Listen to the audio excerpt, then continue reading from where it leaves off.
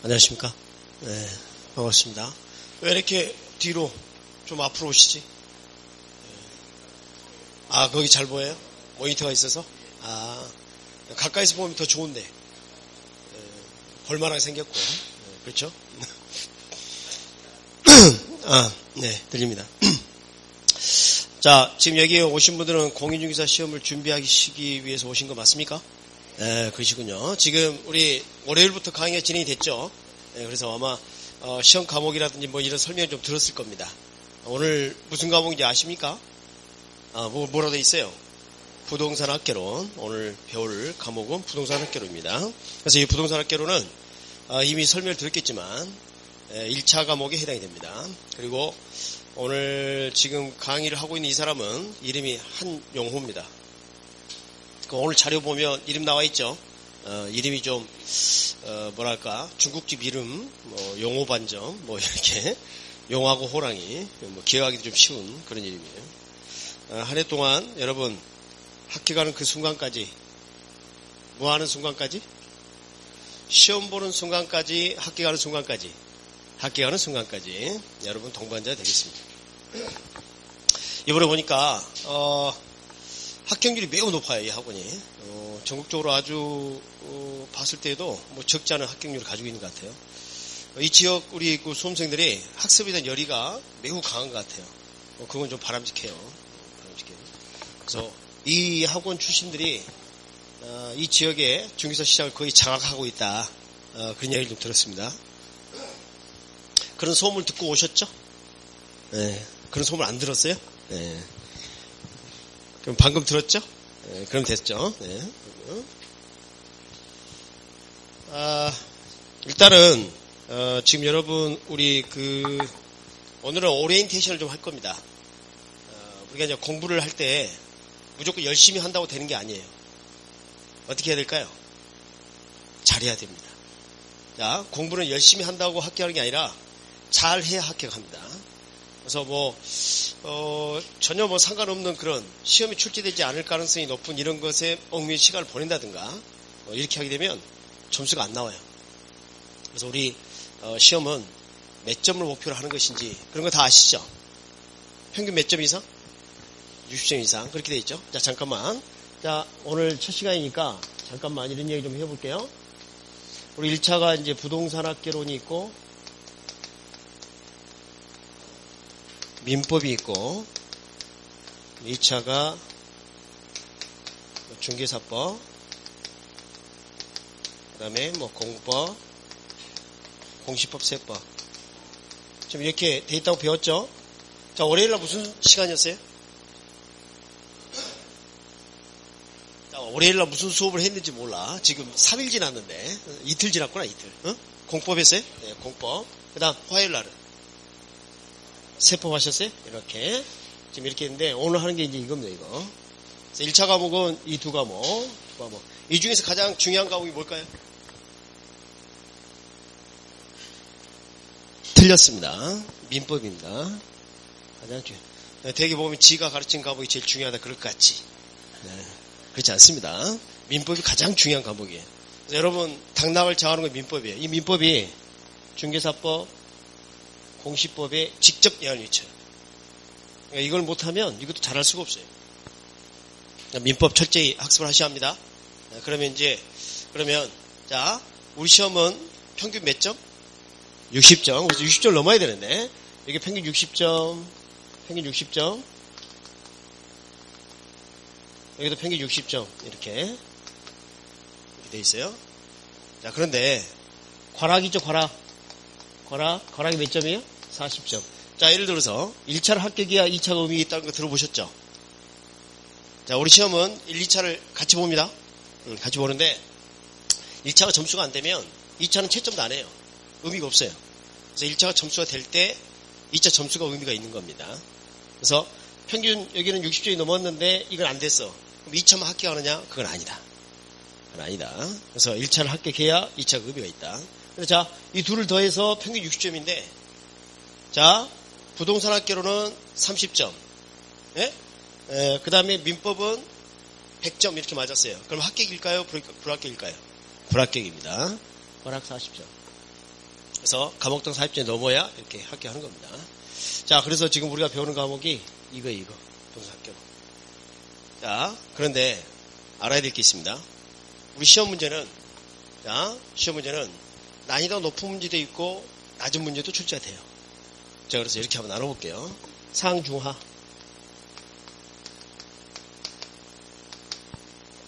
상중하. 자, 여기 한 20%.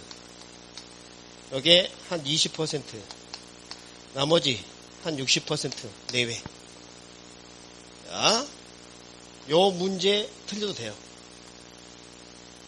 우리 시험 평균 몇 점만 넣으면 합격하니까? 60점. 그럼 이거 다 맞추면 80점이죠. 맞을 수 있을까요? 실수할 수도 있겠죠. 그래서 우리가 지금 중점적으로 다뤄야 될 것은 요 중하 이 수준 문제. 이걸 우리가 득점하면 합격하는 겁니다. 이번에 부동산학개론 계산 문제 나왔는데 아주 어려운 문제 있었어요. 그걸 시험장에서 풀고 있으면 떨어져. 그걸 풀고 있으면 그것은 우리가 득점할 문제가 아니었던 겁니다. 우리가 득점해야 할 것은 이것만 득점하면 돼요. 그럼 이거 다 맞추면 80점이죠? 80점에 도달하려면 어떻게 될까요? 자, 우리 우리 최대 적이 있어요. 자, 이걸 최소화시켜야 돼요. 자, 80점에 도달하려면 망각하고 실수를 최소화해야 돼요. 망각하고 실수를 최소화. 요즘 나이를 들어서 말이지 돌아서면 잊어보고 그렇죠? 네, 그리고 잘 알았는데 시험장에서 실수를 해. 그럼 80점이 안 나올 수도 있겠죠. 우리 목표는 60점 이상이면 되는데 여기에 도달하려면 이걸 최소화해야 합니다. 그러면 최소화하는 방법은 뭘까요? 최소화의 방법. 어떻게 하면 최소화할 수 있을까요? 저것을. 크게. 그렇죠. 반복. 자, 따라합니다. 반복이 살 길이다. 반복이 살 길이다. 앞으로 여러분이 이제 강의를 듣고 나시면 그 내용 이해가 됐다. 그럼 어떻게 해야 돼요? 반복. 그러면 반드시 합격합니다. 반드시. 지금 11월에 오셨죠? 여러분이? 잘 오셨습니다. 반복의 기회가 늘어나는 겁니다. 그러면 성공할 가능성이 높아져요. 자, 그래서 우리 커리큘럼은 이렇게 돼 있어. 그래서 잘 봅니다. 11월, 12월 이렇게 있고요. 지금 이 과정 들어오셨죠? 그 다음에 1월, 2월, 3월, 4월.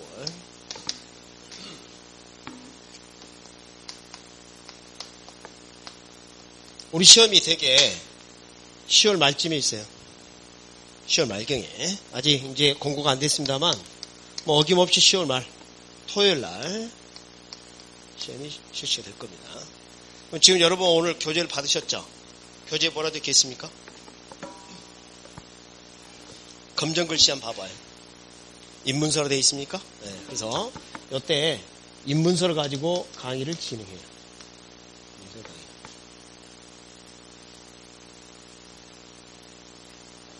지금 이거 찾으세요? 네, 그러세요. 아니, 안 가도 돼요. 네, 이따가 쉬시오.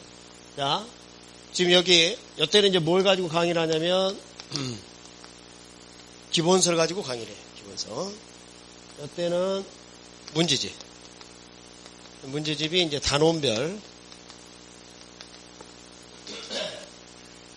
그 다음에 이제 9, 10월은 이런 게 있어요. 표현이 이상하죠? 이따 설명하겠습니다. 그 다음에 동형 모의고사. 자, 지금 여러분이 가지고 계신 교재 입문서는 지금 앞으로 이 기본서 나오기 전에 2달 동안 학습할 교재가 되겠습니다. 이 교재는 앞으로 배울 내용의 가장 근간이 되는 거, 핵심이 되는 걸 좀 정리해놨어요. 우선 맛을 보는 거예요. 디딤돌 역할을 하는 디딤돌 역할을 합니다.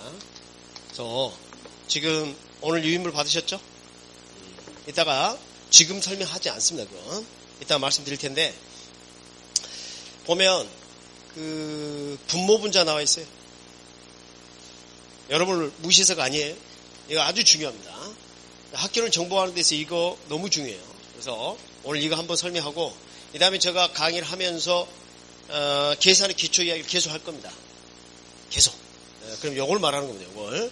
그래서 중간중간 필요할 때 끌어다가 강의에 사용을 하겠습니다.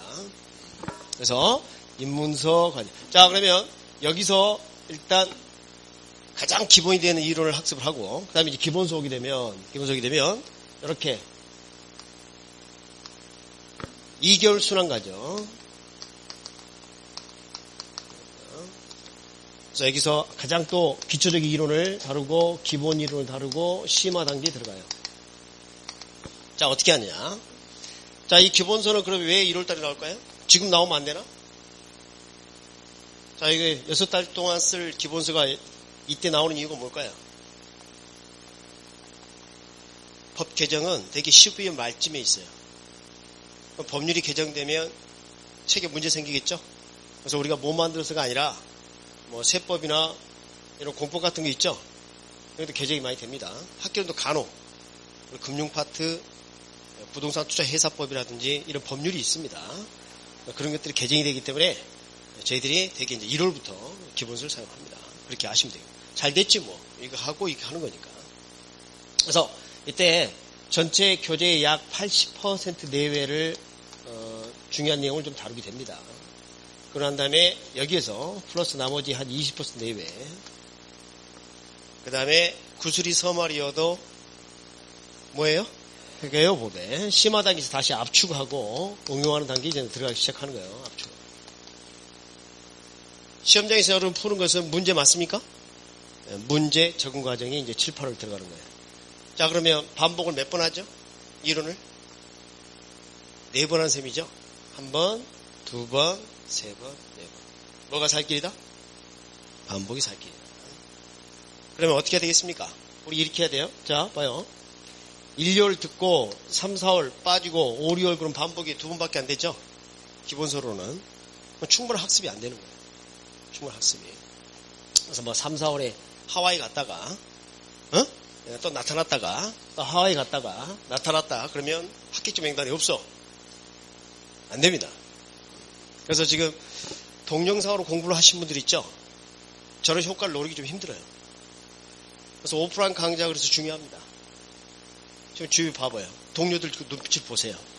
공부 안 할 수가 없어. 혼자 하게 되면 어떻게 돼요?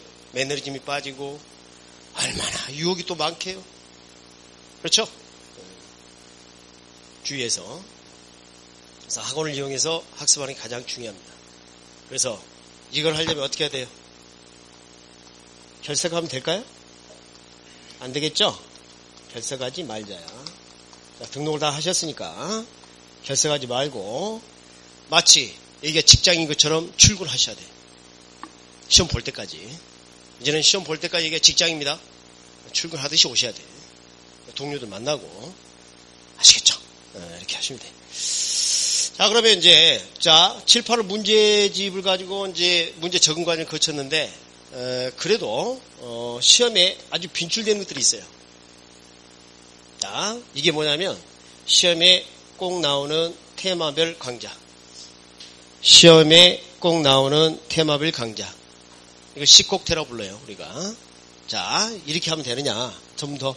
동형이 뭐냐면, 동일한 형태의 그런 뜻이에요. 자, 이때는 매주 오면, 매일 오면 그 시간에 해당되는 과목을 모의고사를 보는 겁니다. 이때는 문제지가 실제 시험장에서 쓰는 문제지와 똑같아요. 아주 시험을 봐요. 그리고 답안지 제출합니다. 마킹까지 연습을 해요. 무엇을 막기 위해서 그러는 거예요? 실수를 막기 위해서.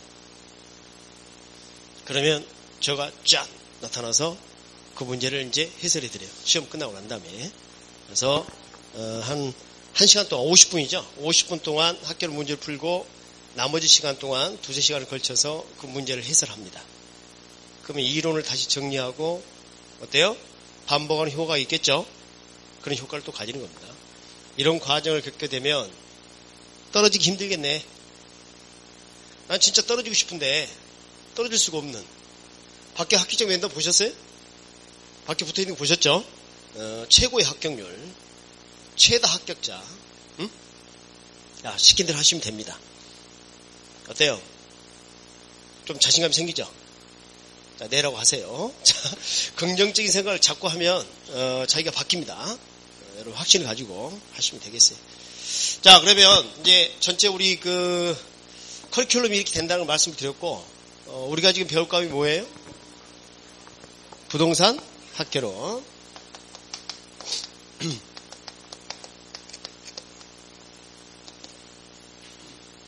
자, 교재 목차를 한번 봐보도록 합니다. 목차. 자, 책 없으신 분 그냥 있으셔도 괜찮아요. 내가 적어드릴 거예요.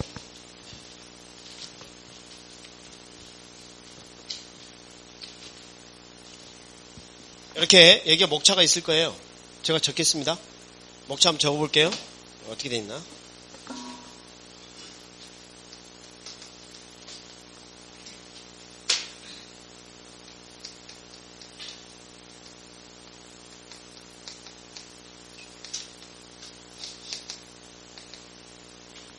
자, 이렇게 총론 이렇게 있고요. 강론의 경제론,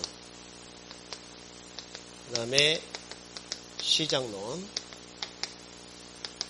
정책론, 투자론, 그 다음에 금융론,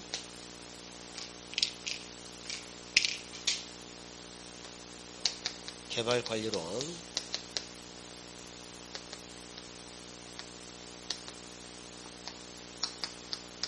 그 다음에 감정평가론, 이렇게 되어 있을 겁니다.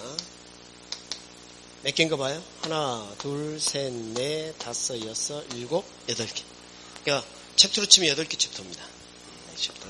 우리 시험은 공인중개사 시험입니까? 감정평가서 시험입니까? 여기 뭐예요, 이거? 짜증나게. 원래 이 감정평가 이론은 들어와 있지 않았는데, 우리 중개업은 감정평가업하고 상당히 좀 밀접해요. 밀접합니다. 실제 이제 감정평가사 시험 과목도 보면 우리가 지금 치르는 과목하고 겹치는 게 좀 있어요. 자, 어떤 물건, 부동산을 중개대상물을 합시다. 토지, 건물 등 중개대상물을 알선 중개하는 게 중개업이거든요. 이게 중개업인데 그 중개대상물에 대한 가치 판단의 어떤 기초 이론을 알고 있다면 훨씬 더 중개 서비스를 잘 할 수 있겠죠. 그런 느낌 안 들어요? 네, 그래서 이게 들어왔어요. 핑계를 댄다면. 제발 좀 넣지 말지 말이지. 네, 짜증나게 15% 내외가 출제됩니다. 여러분, 우리 총 몇 문제? 40문제. 40문제 15%면 몇 문제예요? 네, 6문제 내외. 방금 대답하신 분들은 수리에 좀 밝으신 분들이야. 이런 분들 좀 긍정적이야. 자, 그래서 6문제 내외가 출제됩니다. 그 다음에 이 총론이 문제로 친다면 2문제에서 3문제 정도 이렇게 나와요. 그 다음에 이것들은 들쑥날쑥합니다. 5문제에서 6문제 내외가 출제됩니다. 상대적으로 이게 좀 적해요. 네, 그래서 지금 봐요. 이번에 이게 좀 많이 나왔다. 다음엔 이게 적게 나올 수도 있고 그래요. 몇 문제 나옵니까? 이렇게 따질 게 아니에요. 아시겠죠? 네, 그래서 이번에 경제력이 한 6문제 나온 것 같아요. 그래서 이 문제는 들쑥날쑥합니다. 확정돼 있지 않아요. 이것만 확정돼 있어요. 이것만. 자, 이게 우리가 배울 부동산 학개론입니다. 제목을 보니까 여기 뭐라 되어 있습니까? 총체적으로 논의한다는 이야기예요. 그래서 이때는 총론에서는 부동산 학의 전반적인 틀을 좀 잡는 개념, 어떤 개념 등을 정리하는 겁니다. 개념 등을 정리해요. 간단하게 토지 용어 이런 것도 배우고, 그 다음에 경제 그럼 떠오르는 게 뭐예요? 돈이죠. 돈 가지고 물건을 사는 곳이 어디예요? 시장에 문제가 생겨요, 안 생겨요? 자, 투기 생길 수 있죠. 정부는 어떻게 해야 돼요? 해결해야죠. 정책. 그렇죠? 이 토지를 내가 매입을 해가지고 토지를 매입해가지고 개발 등을 해서 크게 부를 이루었다. 그게 뭐예요? 돈이 부족해. 뭐 해야 돼? 자금 융통. 조금 전에 개발 배웠죠? 완성된 건물 관리할 필요 있겠죠? 내 부동산 얼마짜리인지 평가할 필요 있겠죠? 자, 개발을 했는데 가치가 낮다 그러면 개발할 이유가 없잖아요. 감지평가. 이거 부동산에 관한 전반적인 내용입니다, 이게. 이 중에서 중요한 게 이거예요. 어렵다고 생각하는 거, 경제론. 그 다음, 투자론. 그 다음, 감정평가론. 자, 여러분이 앞으로 이제 학습을 할 때 좀 어려워하는 파트가 이 세 가지예요. 우리 이 세 가지가 계산 문제가 있어요. 계산 문제는 7문제에서 9문제 내외에 출제됩니다. 표정이 어두워졌죠? 싫어요? 네. 틀립시다. 틀려도 돼요. 여러분, 자, 만약 10문제 틀렸다. 40문제 중에서 10문제 틀렸다. 몇 문제 맞았죠? 30문제는 몇 점이죠? 75점입니다. 계산 문제를 다 틀려도 75점이에요. 그러면 10문제를 내가 찍었다. 확률상 5분의 확률로 맞출 수가 있어요. 2문제 정도는. 마음 편하게 먹으세요. 내가 계산 문제 잘 풀어 합격하는 거 아닙니다. 근데 계산 문제가 아닌 이론 부분에서 틀리고 계산 문제도 틀리고 그럼 심각해질 수 있겠죠. 그래서 우리가 안정적인 득점을 하기 위해서 계산 문제 중에서 가장 쉬운 거, 아주 쉬운 스타일이 있어요. 그래 한두 문제를 우리가 건져낼 필요가 있어요. 그래서 계산 문제 연습을 하는 것이지 이걸 다 풀어서 합격하겠다. 불가능합니다. 그런 욕심을 버려야 합니다. 절대 안 됩니다. 그래서 계산 문제만 막 공부하겠다 이렇게 하시면 안 돼요. 제가 전달한 것만 하면 합격해. 더 하지 마. 더 해봐야 소용없습니다. 아시겠죠? 네, 자, 우리 학원에서 가르쳐 드린 것만 하시면 돼. 그것도 더 깊은 건 필요가 없어. 어차피 시험지에 나오면 틀리거든.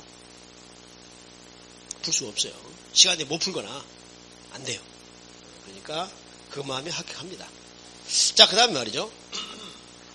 또 중요한 게 이 경제론은 시장론, 정책론에 영향을 미쳐요. 투자론은 금융론하고 아주 밀접해요. 그래서 자, 이건 한 묶음이라 생각하셔야 돼요. 이렇게 학습을 할 때 서로 밀접해요. 이게. 오늘 사정이 있어서 경제론 진도 나가는데 결석했어요. 그러면 이 내용을 이해할 수 있느냐? 불가능합니다. 의미가 없어. 앉아서 시간만 보내는 거야. 그러니까 이 시간대에 빠지면 돼야 한대요? 뭐 하지 말자? 결석하지 말자. 근데 불가피하게 결석을 했어요. 그럼 어떻게 해야 되겠죠? 그렇죠. 그겁니다. 그래서 동영상이 제공이 아마 되는 걸로 알고 있어요. 그렇죠? 학원에 제공하고 있죠. 네, 그것을 잘 활용해서 반드시 보고 오셔야 돼요. 그렇지 않으면 그 다음 진도 나가도 의미가 없어요. 뭐 무슨 말인지 모르니까. 투자로도 마찬가지. 오늘 투자는 빠졌어요. 이거 이해할 수가 없어요. 이해할 수가. 그래서 가장 중요한 파트가 경제, 투자. 그 다음에 이제 간평이에요. 간평. 간평은 경제론의 기초사고가 녹아 있습니다. 이게 기초사고가 이게 녹아 있다 이렇게 볼 수가 있습니다. 그래서 경제론이 전반적으로 가장 중요한 파트라는 걸 알 수 있어요. 그래서 부동산학은 경제학과 관련된 내용이 많습니다. 그래서 우리 대학에서 배우는 경제학을 보면 뭐 이런 게 다 등장합니다. 이런 게 다 등장해요. 감정평가 이론의 기초도 들어있고. 그래서 부동산학은 경제학과 관련이 깊은 게 많다 이렇게 생각하시면 돼요. 자, 이게 오늘 우리가 다룰 부동산 학개론의 전반적인 내용이었습니다. 오늘은 첫날이니까 방금 좀 간단하게 설명 좀 했지만 목차 공부를 먼저 할 겁니다. 목차. 전체 숲을 보고 들어가야 돼. 내가 공부할 이 과목이 어떤 것을 다루는지 알게 되면 훨씬 더 학습이 재밌어. 그래서 오늘은 첫날이니까 목차 공부를 좀 하겠습니다. 자, 교재 정말 예뻐요. 그죠? 교재 잘 만들었네. 표지를. 금년에는. 자, 저 넘겨봅시다. 제목만 좀 보도록 합니다. 목차만 펴놓고 오늘 목차 공부를 하고요. 총론 파트 좀 진도 나갈 거예요. 그리고 오늘 유인물 나갔죠. 계산의 기초 그거 공부하고. 그래서 오늘 강의는 1시까지 3시간 강의를 진행하겠습니다. 아시겠죠? 그래서 첫 시간하고 둘째 시간은 목차 공부를 좀 할 겁니다. 그리고 마지막 시간에는 지금 계산의 기초 나눠드리는 거 그거하고 총론 파트 일부로 좀 들어갈 거예요, 강의를. 자, 목차 한번 봅시다.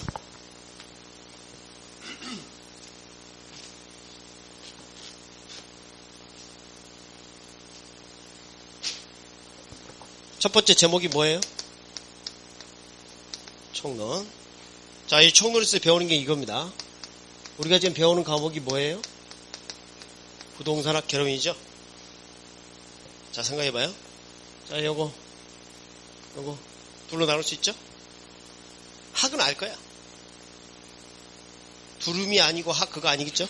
응? 학은 알 거야. 뭐 학문이라 뜻이겠죠. 부동산이 뭐예요?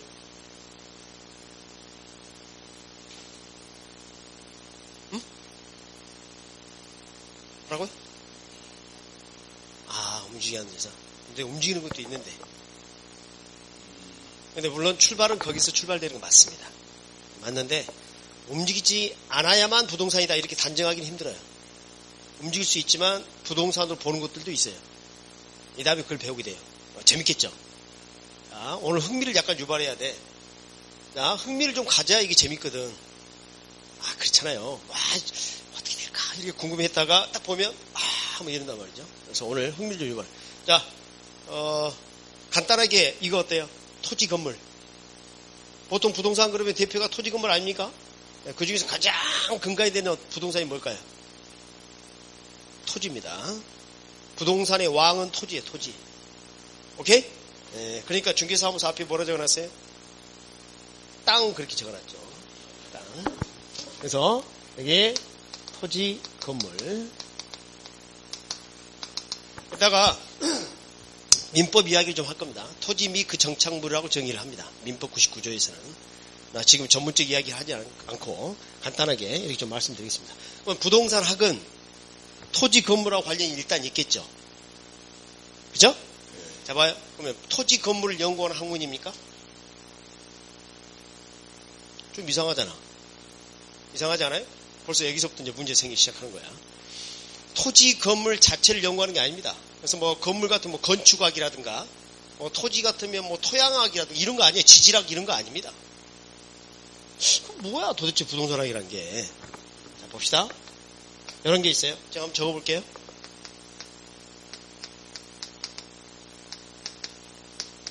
또 이제 머리가 아파. 부동산은 기본적으로 움직여 안 움직여? 그게 이제 기초사고 맞습니다. 움직이지 않습니다. 근데 이게 뭐라 돼 있어요? 이게 도대체 무슨 소리야 이게? 자, 이겁니다. 부동산에 대한 활동. 이걸 뭐라 그래? 부동산 활동. 그러면 움직이는 저 활동은 누가 하는 거예요? 토지 건물이 하는 거예요? 인간이 하는 거예요? 인간이 하는 겁니다. 그러면 이제 요걸 이제 이해할 수가 있어요. 자, 부동산학은 이런 부동산 활동, 또 여기서 반복되면 우리가 부동산 현상이라 부르는데, 이런 것들을 연구하는 학문이에요. 다시, 부동산학은 부동산 자체를 연구한다, 부동산에 대한 인간의 활동을 연구한다. 그렇죠. 부동산에 대한 인간의 활동을 연구의 대상으로 합니다. 요거 이따가 마지막 시간에 다시 합니다. 간단히 좀 보여드리는 거예요. 총론 파트 이런 거 배워요, 이런 거. 지금 우리가 배우는 부동산학은 무엇이냐? 그럼 잡아요. 토지 종류가 다양합니다. 이런 것도 배워요. 토지 용어, 건물 용어 이런 거 배워요. 나지 들어봤어요? 맹지, 건부지 들어본 적 있습니까? 그런 용어도 배워요. 용어, 종류, 용어. 시험에 꼭 나옵니다. 토지 용어. 나지, 대지, 맹지, 선아지 이런 거죠. 재밌겠죠? 자, 재밌다 생각하세요. 학원에 오면 항상 이런 생각을 가지세요. 야, 내가 학원에 오면 진짜 오늘 재밌는 걸 배울 거야. 내가 이런 걸 어디서 배우겠어? 이 저렴한 가격에. 수강료 300만 원 냈어요? 300만 원이 넘어야 정상입니다. 360만 원이 넘어야 돼요. 근데 여러분 그렇게 안 냈을 거예요, 분명히. 맞습니까? 이런 6과목의 고급 강좌를 들으면서 그 정도 수강료를 내고 가입이 된다는 것은 정말 행운인 거예요. 그래서 여러분한테는 행운입니다. 우리는 불행인가? 자, 그것은 아니고요. 가르치는데 또 어떤 약간 소명의식도 있어요, 우리가. 그리고 가르치는 즐거움도 있습니다. 강의라는 선생님도 또 가르치는 즐거움도 있어요. 여러분 그 초롱초롱한 눈망울을 보면 의욕이 생기고 그래요. 즐겁고. 그러니까 이렇게 여러분 오신 거겠죠. 자, 이게 이제 부동산학이고 여기에서 또 이런 것도 배워요. 부동산을 바라볼 때 개념적으로 세 가지로 나눌 수가 있는데 이런 부분도 지금 배웁니다. 이런 부분 간단하게 한번 이야기해 볼게요. 내가 건물을 하나 산다. 자, 여러분 머릿속에 떠올려봐요. 내가 건물 산다. 자, 어떻게 해요? 건물 살려면 어떻게 해야 돼요? 그렇지. 찾아봐야지. 눈으로 보나요? 눈으로 봐야지. 건물이 시공이 잘 됐는지, 몇 층짜리인지, 위치는 어딘지 봐야 될 거 아니에요. 당연하죠? 그래서 이 건물을 발견했습니다, 이거. 자, 여기 위치에 이 건물을 발견했어요. 100억 달라 그래요. 그래서 주는 거죠. 이 건물 100억 될까요? 100억은 아닐 것 같아.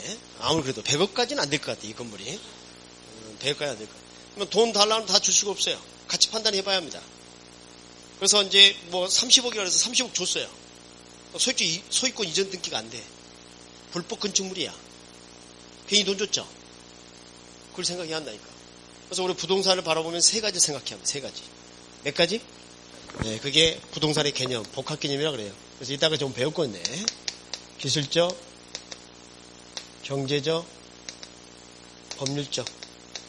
이 세 가지 측면을 생각하는 거예요. 이거 물리적 측면, 돈하고 관련된 거. 그 다음에 권리 등의 법률 측면. 이게 총론입니다. 이거 말고도 이제 특성 이런 것도 배우고 그럴 겁니다. 오늘 호기심을 유발하는 작업을 합니다. 알았죠? 자, 오늘 첫 시간은 우리가 배우게 될 부동산 학개론의 전반적인 내용을 좀 보면서 호기심을 유발시킬 거예요. 그래서 다음 주 오면 즐겁게 이거 배울 거야 이런 느낌이 들게 총론이었습니다.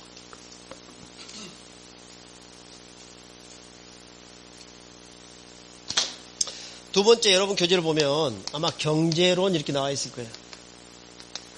자, 한번 생각합시다. 경제 그러면 떠오르는 게 뭐죠? 돈? 잘했어요. 잘했어요. 우리 그 뉴스 같은 거 보면, 경제 뉴스 보면 꼭 뒤에 달러라든지 원 그 그림이 막 지나가죠? 그런 그 배경 그림 많이 쓴단 말이에요. 경제 그러면 돈이 떠오르는 게 맞습니다. 우리 부동산은 돈하고 밀접해요. 자, 여기서 이제 뭘 배우냐면 이런 걸 배웁니다. 시장에 가면 물건을 사는 사람이 있겠죠. 그런 사람을 뭐라 부르냐면 수요자. 뭐라 한다? 수요자. 파는 사람이 있겠죠. 그런 사람을 뭐라 하냐면 공급자. 이렇게 부릅니다. 한번 적어볼게요. 자, 잘 봐요. 살려는 사람을 뭐라? 수요자. 팔려는 사람을 공급자. 그런데 이 수요자의 마음을 우리가 뭐라 부르냐면 디맨드, 그래서 수요라고 표현해요. 수요자 마음을. 살려고 하는 마음을 뭐라고 압축해서 수요 이렇게 표현해요. 팔려는 마음은 공급 이렇게 표현해. 제가 물건을 팝니다. 아니, 물건을 살게요. 저분에게서 제가 물건을 삽니다. 어떻게 샀냐면 어떤 물건을 개당 100원에 10개 샀어요. 개당 100원짜리를 10개 샀어. 그럼 저는 이분에게 돈 얼마 줬을까요? 1,000원이겠죠. 자, 이 1,000원의 대가 또 생각해보면 이분은 저에게 개당 100원짜리를 10개 팔았겠죠? 자, 개당 얼마 방금? 100원. 몇 개? 10개. 이게 균형 가격, 균형 거리라. 균형이라 합니다. 이 둘이 의사가 일치하면 뭐라 그래요? 균형이라 그래, 균형. 자, 여기에서 균형 가격과 균형 거리락. 요거 계산 문제 이런 것들 나오고 그래요. 그래서 수요자와 공급자 의도가 일치하게 되면 뭐라 한다? 균형이랍니다. 균형의 정의 한번 말씀드릴게요. 외부의 충격이 없는 한 현재 상태를 지속하려는 유형. 그걸 균형이라고 합니다. 흔들봐야 아시죠? 밀었어. 움직이죠? 불균형. 시간이 지나면 멈추죠? 균형. 외부의 충격이 없는 한 현재 상태를 지속하려는 유형입니다. 그게 균형이. 알겠어요? 자, 그걸 찾아내는 문제 출제됩니다. 그러니까 수혜자 마음하고 공급자 마음이 일치하는 걸 찾아봐라. 이런 문제 나올 수가 있습니다. 근데 이 수혜자 마음 변할까요? 변하지 않을까요? 변하겠죠? 공급자도 변하겠죠? 변한다. 그러면 이것은 변할까요? 변하지 않을까요? 참나. 아니, 제가 개당 100원에 10개가 아니라 개당 100원에 20개 살 수도 있잖아요. 달라지지, 이게 변하면. 그래서 이것도 변한다. 아시겠죠? 변한다. 변한 값은 얼마야? 얼마나 변했니? 이걸 묻는 문제 나옵니다. 그래서 우리 경제에서 배울 이런 내용이에요. 그래서 여기에서 이런 수요 공급을 표시하는 방법이 있어요. 약간의 약속인데 개념도, 그 다음에 그래프 나옵니다. 한국 그래프, 그러니까 표정이 좀 안 좋아졌죠? 그래프.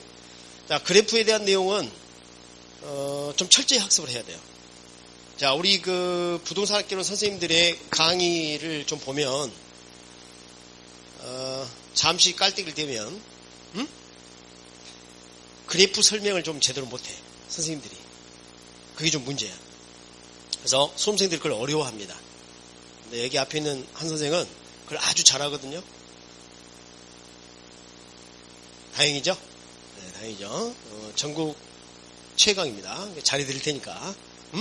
그래서 그래프 부분이 좀 어려워하는데 제가 잘 정리해서 절대 틀리지 않도록. 자, 그렇게 한번 해보도록 하고요. 이거 말고도 이런 것도 있어요. 추가로 경기 변동.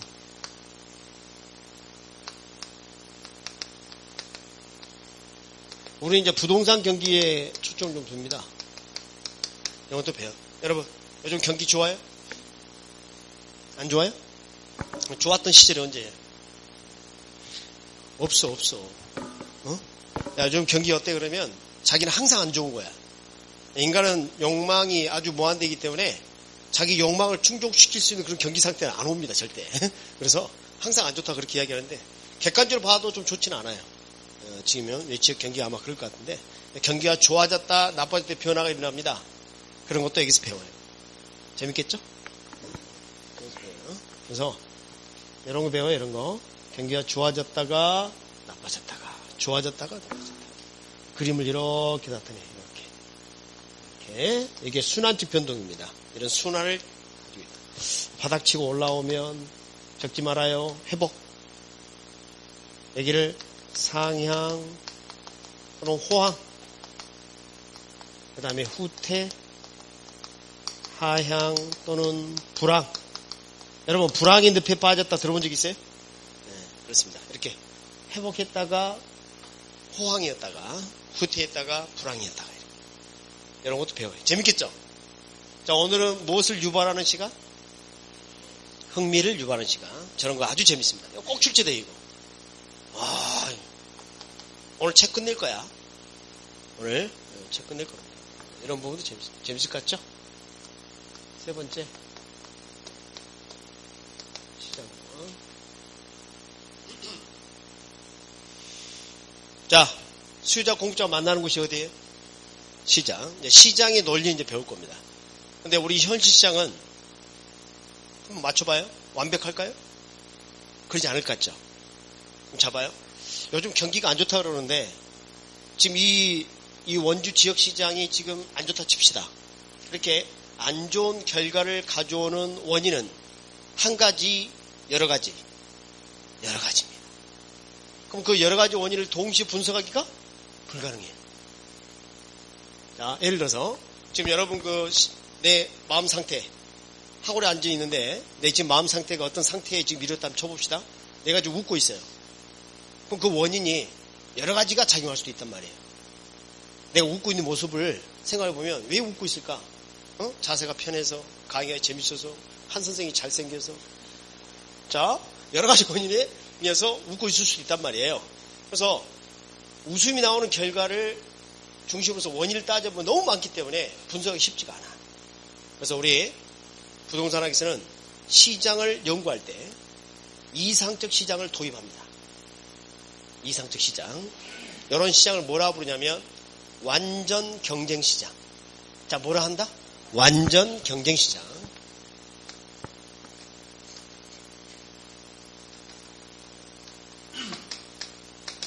그리고 불완전 경쟁 시장. 자, 이제 2분의 1 확률이 한번 찍어봐요. 우리 부동산 시장이 둘 중에 어떤 걸까요? 아, 맞습니다. 자, 불완전 경제 시장에 해당돼요. 이게 현실 시장이에요. 현실 시장. 이것은 이상적 시장이고. 그래서 우리 부동산 시장은 여기에 해당됩니다.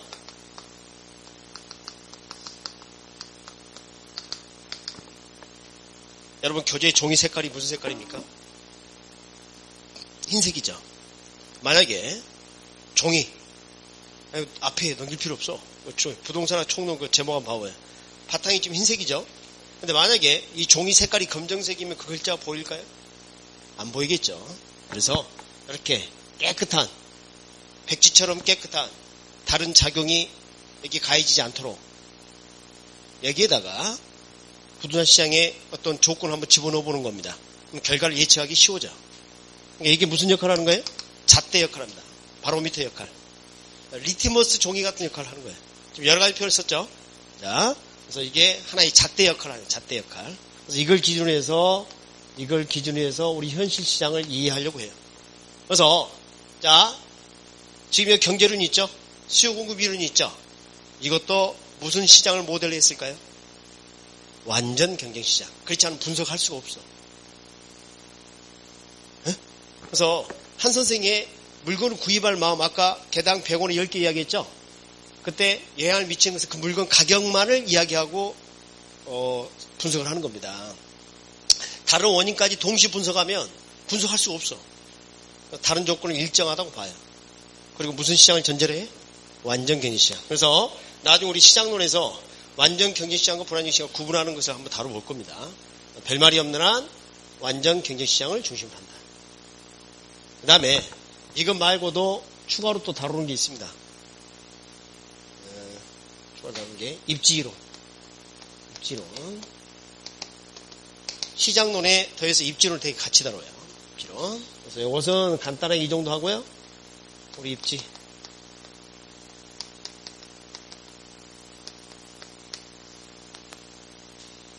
출제는 고루 됩니다. 몇 문제 나온다 의미 없어요. 출제 마음이니까. 그런 거 외우는 거 아니에요. 오늘 호기심을 유발시키는 그런 강의를 하고 있어요. 설립자죠. 땅지자. 땅에 서 있다. 자리를 점하는 장소를 말해요. 입지 그러면 자리를 점하는 걸 말합니다. 그러면 그 입지로는 주, 상, 공, 농 이렇게 있어요. 입지. 자, 주거 입지, 상업 입지, 공업 입지, 농업 입지. 이 중에서 중요한 게 뭘까요? 그러니까 집이 없으면 죽어서 그래요? 응? 죽어? 시험이 어떤 게 가장 많이 나올까요? 그게 우리에겐 중요해. 지금 우리는 시험에 합격하고자 여기 오신 거죠? 시험에 출제가 많이 되는 게 우리에겐 중요한 겁니다. 내가 사는데 필요한 주택이 중요한 게 아니라 여기서는 일단 당장은 여기에서는 이게 압도적입니다. 이게 이번에도 나왔죠? 이번. 그래서 이게 뭐 별표 2개 정도 돼요. 그 다음에 공업 뭐 이 정도. 그래서 이것은 간헐적으로 출제된다. 간헐적으로. 이게 중요합니다. 그래서 상업입지에 관한 이론들이 있습니다. 상업입지에 관한 이론들 빠지지 않고 출제되죠. 입지이론. 시장론에서 다룰 내용입니다. 왠지 재밌을 것 같습니까? 시장론 끝냈고요. 끝났어요. 자, 전체 오늘 숲을 보는 거예요. 야, 앞으로 우리가 이제 배울 내용이 이런 거구나. 이걸 아는 게 중요합니다. 이 다음에 1월 달에도 이런 과정을 약간 비슷하게 할 겁니다. 전체를 보고 또 들어가고 보고 들어가고 이렇게 할 거예요. 시장은 항상 정상적으로 작동한다고 볼 수가 없죠. 그래서 시장에 문제가 생깁니다. 이번에 그 수도권에 어때요? 정부 어떤 그 규제를 좀 하려고 하는 거 보시죠. 언론에 좀 나오고 그랬는데 시장에 그대로 맡겨놓게 되면 시장에 문제를 일으킬 수가 있어요. 말썽이 생길 수가 있습니다. 이걸 해결하기 위해서 정부가 시장에 개입할 수가 있어요. 그때 행하는 것들이 뭐냐면 부동산 정책입니다. 제목이 뭐로 되어 있어요? 정책론. 정책론 정의 말씀드리고 쉬는 시간 갖겠습니다. 부동산 문제를 해결하기 위한 공적 부동산 활동. 자, 시장에 문제 생길 수 있어요. 이걸 해결하기 위해서 정부가 개입할 수 있겠죠. 그걸 뭐라 부른다? 부동산 정책. 쉬는 시간 10분. 자, 50분 강의하고 10분 쉽니다.